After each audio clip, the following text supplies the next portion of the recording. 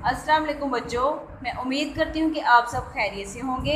अपनी उर्दू की किताब खोलें। बच्चों, कल हमने अपना सबक कहाँ तक पढ़ा था? ख्वाब में उसने किसी की सिसकियों की आवाज़ सुनी थी, तो हमें भी इस चीज़ का तजस्सुस था कि वो सिसकियों की आवाज़ किसकी है। तो आज हम आगे पढ़ेंगे कि वो सिसकियों की आवाज़ किसकी सुनाई दे रही थी आदिल को। कौन है?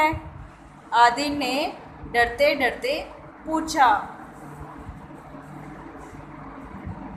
अंधेरे में एक गोल सी चीज़ में से सिसकियों की आवाज़ें आ रही थीं।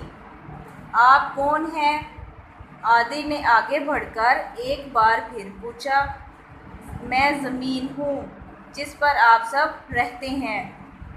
ज़मीन? हमारी ज़मीन? आदिल ने हैरत से पूछा। हाँ, ज़मीन ने कहा, लेकिन आप रो क्यों रही हैं? आदिल को परेशानी हुई, क्योंकि मुझ पर रहने वाले सब लोग मुझे गंदा कर रहे हैं।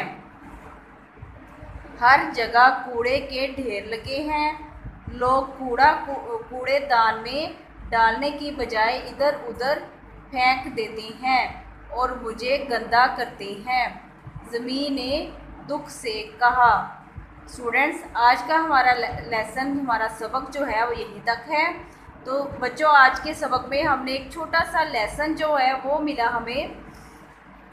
क्या वो लेसन है? हमें कूड़ा इधर उधर नहीं फेंकना चाहिए, हमें अपनी ज़मीन को साफ़ रखना चाहिए। हमें जहाँ कहीं कूड़ा दिखाई दे हमें उसे उठाकर डस्टबिन में फेंकना चाहिए, कूड़ेदान में फेंकना चाहिए। इससे क्या होता है? बीमारियाँ कम फैलती हैं और हमारा घर, हमारा माहौल जो है वो भी साफ़ सुथरा रहता है। तो आज से बच्चों, आपने अपने घर को साफ़ रखना है और अपने माहौल को भी साफ़ रखना है। Thank you.